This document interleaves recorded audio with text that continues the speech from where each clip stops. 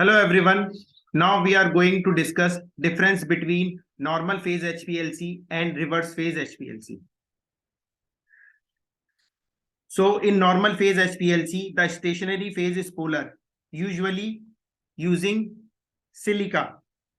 The mobile phase is non-polar, using hexane, chloroform, dichloromethane, isopropanol, and others. Compounds with greater polarity elute later in the chromatogram, and those with the least polarity elute earlier in normal phase HPLC. Although this type of chromatography is not used as often, there are many good reasons to choose normal phase HPLC. It is great when a compound is too hydrophobic or hydrophilic for reverse phase HPLC. It can also be used for isomer separation if the sample injection solvent is non-polar or if the recovery in non-polar solvent is desirable. When in case of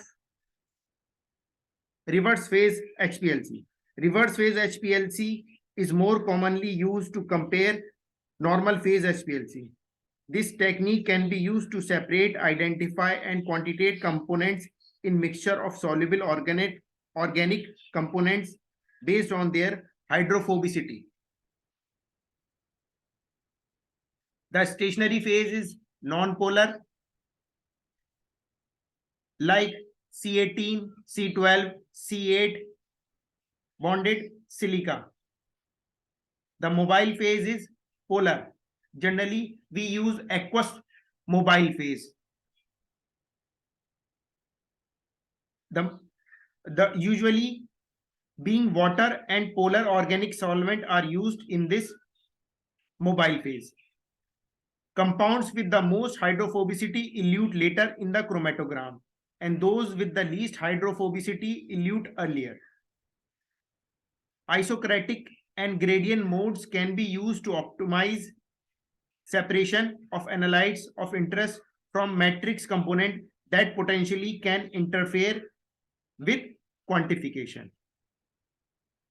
Generally, nowadays, normal HPLC are not in use.